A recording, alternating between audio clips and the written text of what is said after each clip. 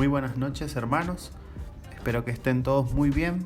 Vamos a seguir con el estudio y vamos ya a cerrar este capítulo de la creación del mundo espiritual. Como siempre, si quieren repasar o nos enganchan recién en esta serie, están los otros videitos en el canal de la iglesia. No son muy largos, así que ahí los pueden ver y ponerse al día.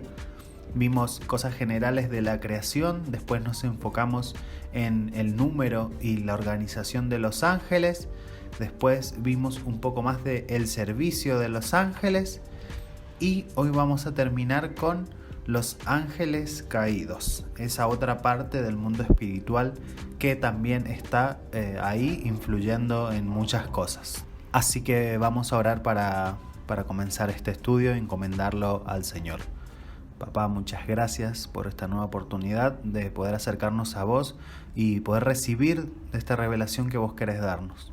Todo lo que sea que yo pueda decir hoy, sea palabra que vos querés que vaya al corazón de mis hermanos, aunque sea por ahí para datos para tener en cuenta, pero que no sean solo anecdóticos, sino que pueda en nuestro corazón generar, Señor, un cambio, un fruto, algo que nos haga crecer en vos, Señor. Gracias otra vez, papá. Te pido que nos puedas revelar todo lo que queremos aprender hoy. En el nombre de Jesús. Amén. Entonces, ya vimos los ángeles buenos y ahora vamos a los malos, a los de oscuridad. Empezamos entonces con el origen del ángel malo, de los ángeles malignos, de los ángeles malos o caídos.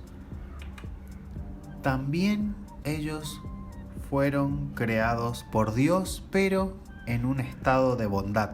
Dice Génesis 1:31, y vio Dios todo lo que había hecho, y he aquí que era bueno en gran manera.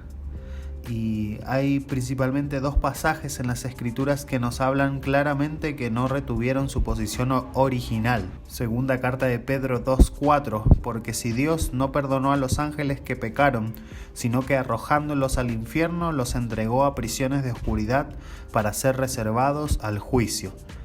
Y Judas, versículo 6, y los ángeles que no guardaron su dignidad, sino que abandonaron su propia morada, los ha guardado bajo oscuridad en prisiones eternas para el juicio del gran día.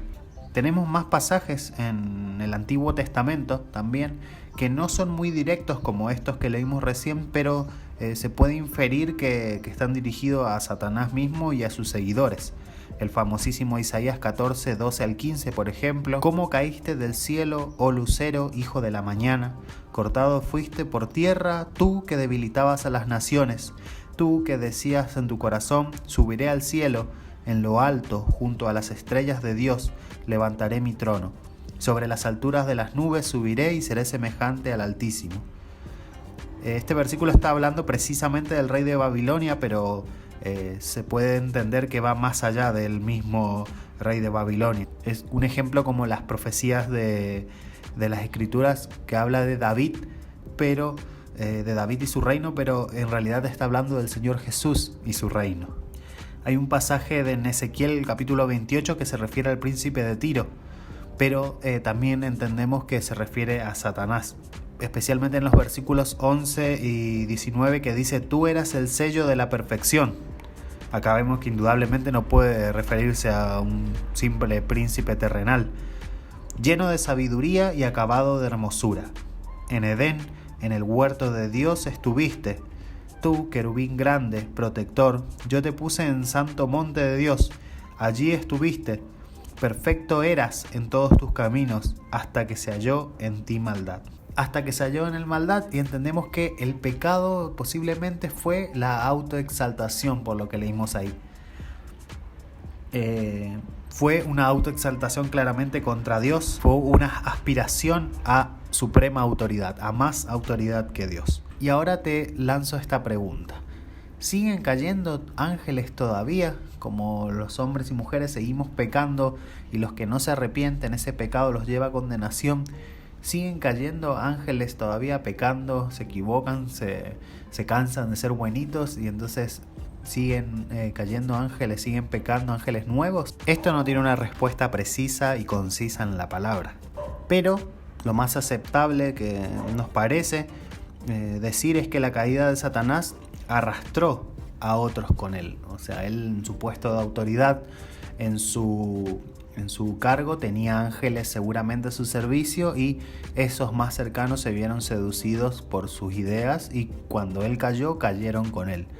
Pero no creemos que sigan cayendo ángeles todavía en nuestro tiempo actual, o en el paso del tiempo, por así decirlo. Seguimos entonces con su jefe. ¿Quién es el jefe de este ejército de ángeles caídos?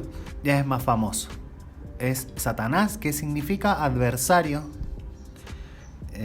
no principalmente del hombre, eso está claro, sino que es adversario de Dios. Atacó a Adán porque era la corona de la obra de Dios. Siempre busca destruir, siempre opera destrucción, y por eso también podemos encontrar el nombre de Apolión, que significa el destructor. Y asalta a Jesús, por ejemplo, cuando él vino a realizar la obra de la restauración, a salvarnos, ahí lo atacó para destruir. Claramente Satanás aparece en las Escrituras como un líder indiscutido de los ángeles caídos. Como decíamos antes, fue originalmente uno de los más poderosos príncipes del mundo angelical, así que tiene cualidades de líder. Y luego de la entrada en el mundo del pecado, él se hace diablo. ¿Qué significa acusador? Porque acusa continuamente al pueblo de Dios. En Apocalipsis 12:10 podemos ver que hace acto de presencia. Dice: entonces oí una fuerte voz en el cielo que decía: aquí están ya la salvación y el poder y el reino de nuestro Dios y la autoridad de su Cristo. Ya ha sido expulsado el que día y noche acusaba a nuestros hermanos delante de nuestro Dios. Así que aparte de acusador, también en las Escrituras se presentan como el originador del pecado. Juan 8:44, él ha sido homicida desde el principio y no ha permanecido en la verdad. Y así tenemos muchísimos más versículos en donde nos describe las tareas y la naturaleza de este ser. Vamos a ver un versículo más en donde se ve claramente como el jefe reconocido de los caídos. Está en Mateo 25:41, que dice: entonces dirá también a los de la izquierda: apártense de mí, malditos, vayan al fuego eterno preparado para el diablo y sus ángeles. También repetidamente se lo llama el príncipe de este mundo, en Juan 12:31, en Juan 14:30, y a veces inclusive el Dios de este mundo. Pero esto no es del mundo, porque no significa que tenga el control del mundo, puesto que Dios es el que lo tiene, y Dios mismo le ha entregado toda autoridad a Cristo, pero sí tiene el control del mundo malo. A eso se refiere la palabra cuando lo nombra como príncipe y dueño. Tiene un control sobre el sistema pecador, sobre el sistema infectado, por así decirlo. En Efesios 2:2 vemos que se le llama el príncipe de los poderes del aire, del espíritu que obra en los hijos de desobediencia. Entonces, después de leer todo esto, nos agarra un poquito ahí de respeto, no sé, por así decirlo, pero vemos que tiene gran poder, pero no es omnipotente como nuestro Dios. Quizás sea por este tiempo, porque los tiempos cambiaron un poco, o la iglesia del Señor llegó a madurar un poco más, pero antes se le tenía mucho más miedo a todo lo que era brujas, trabajos de hechicería, de macumba, todas esas cosas que por ahí los más de provincia lo veíamos y escuchábamos más seguido. Antes se le tenía mucho miedo a eso, aún en las mismas iglesias, pero a medida que te acercas al Señor puedes ver que si bien sí tiene una gran influencia y es algo muy feo y actúa, es realidad que el diablo y sus demonios se mueven en este mundo corrompido, pero al lado del Señor no tiene nada que hacer porque tiene gran poder, pero el Señor es omnipotente, lo puede todo y más. Pasamos a su actividad. ¿Qué hacen entonces estos ángeles malignos, estos malvados? ¿A qué se dedican? ¿Cómo se ganan el sueldo? No, mentira. ¿Qué hacen día a día?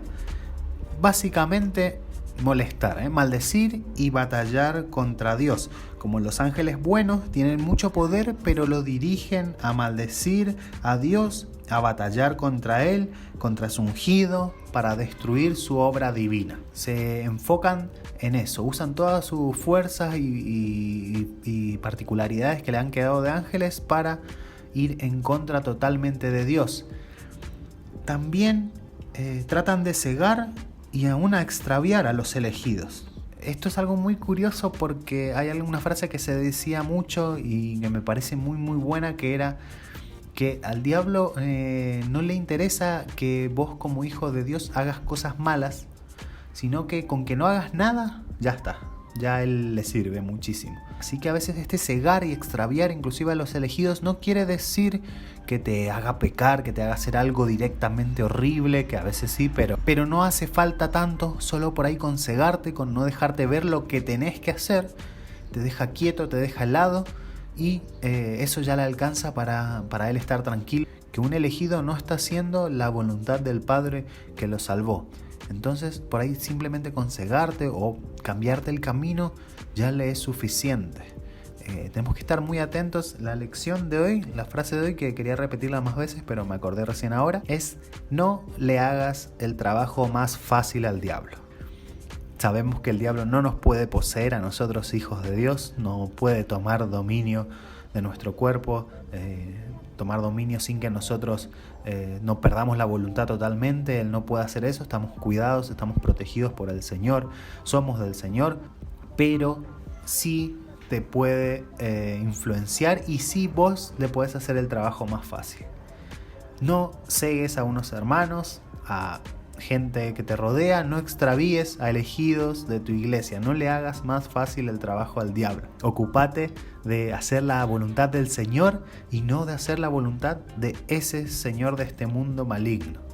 No le hagas más fácil el trabajo al diablo. ¿A qué más se dedica esta gente? A estimular a los pecadores, claro que sí. Estimula a que sigan en su maldad, a más maldad, más maldad. Por eso el Señor decía que iba a aumentar la maldad, porque es el trabajo principal del enemigo y no le alcanza con que ya estén pecando de cosas muy aberrantes, sino que más cosas más aberrantes, más retorcido. Como todo hoy vieron que se está volviendo, ya nos suena ilógico a veces las cosas que comenta, que aprueba la sociedad. Bueno, la idea es que sea peor todavía, que más se borre en la línea, que todo lo que era bueno, como también dice la palabra, sea malo, y todo lo que era malo, horrible, asqueroso, inaceptable, sea bueno. No es tan malo, resulta que no es tan malo tal cosa, no es tan malo tal otra. Y nos suena aberrante a veces, pero es el trabajo del diablo y no lo para hacer, estimular a los pecadores a pecar aún más. Son espíritus perdidos, no sin esperanza, están destinados al infierno, y aunque todavía no estén limitados evidentemente a un lugar, Calvino decía que llevan arrastrando cadenas por donde quiera que vayan. Lo que quiere decir es que ya estaban condenados. Para terminar, quería hacer, como estamos haciendo en todas las clases, como un resumen de la doctrina de los ángeles en la historia. Y desde el principio, en la era cristiana, encontramos evidencias claras de la creencia en la existencia de los ángeles. Unos eran reconocidos como buenos y otros como malos.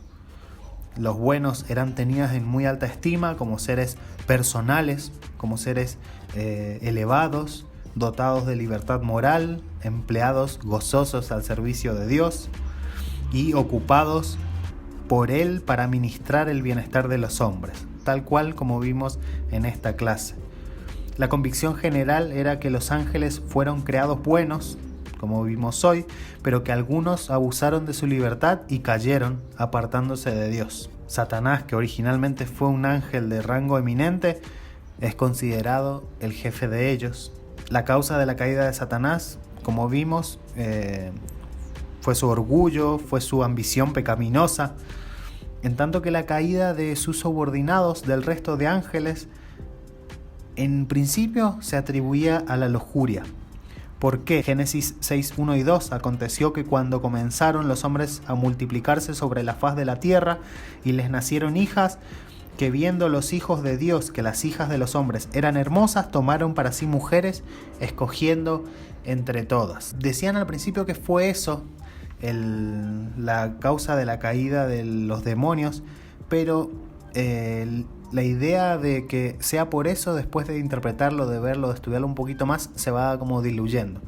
Pareciera que no, que es como dijimos al principio, esa simple ambición que compartieron con Lucifer, esa estar de acuerdo con sus ideas, el querer más poder para alguien pecaminoso sobre Dios, es lo que los arrastró a todos junto con él, no la lujuria. Como vimos ahí, se fue modificando las teorías a lo largo del tiempo, fue cambiando algunas características sobre los ángeles. por ejemplo, un tiempo creían que tenían un cuerpo físico, se les atribuía un cuerpo normal como el nuestro, pero finalmente después pasaron a considerarlos seres incorpóreos, como dijimos en la clase, espíritus. Siempre hubo tendencias politeístas de muchos inclusive que se convertían, hacían Dios de cada ángel y fomentaban mucho la adoración a los ángeles. Pero en el concilio de la Odisea se condenó esta adoración a los ángeles.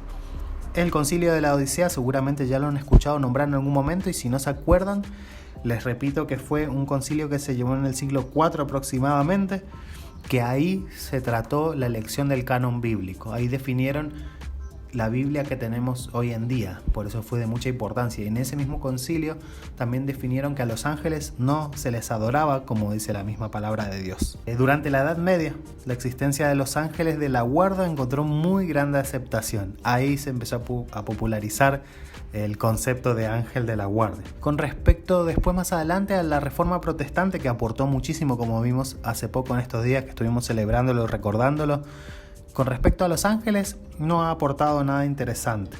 No se han pronunciado los reformistas con respecto a la doctrina de los ángeles, así que todo desde hace tiempo que marcha como creemos hoy. Se ajustaron algunas cositas, pero la Biblia es muy clara con respecto a los ángeles y con respecto a lo que no sabemos de ellos y a lo que sabemos de ellos. Así que bueno, acá se termina la creación del mundo espiritual, lo vamos a dejar por acá, y ya la próxima clase vamos a seguir con la creación del mundo material. Espero de verdad que les esté sirviendo, que les esté interesando y que les sea de provecho. Cualquier cosa que se les ocurra, que vean que no se pueda aprovechar, que se pueda mejorar, soy todo oídos, no hay problema, díganmelo. La idea es que más y más de la iglesia los puedan ver y esto no se pueda cortar, sino que podamos seguir fortaleciéndonos en conocimiento cuando las condiciones son contrarias a esto. Pareciera que es el momento de relajarse cuando no. Es el momento de apretar, de ajustarse el cinturón, de no hacerle la tarea al diablo, dejarle que él se mate con sus cosas y nosotros ocuparnos de nuestras cosas, de la voluntad del Señor, de cuidar, de amar, de fortalecer, de mimar nuestra iglesia y no hacerle la tarea a él, sino hacer la voluntad del Señor. Así que bueno, hermanos, nos vemos, nos escuchamos, nos vemos en las reuniones de Zoom y nos estamos escuchando en los videitos y las clases.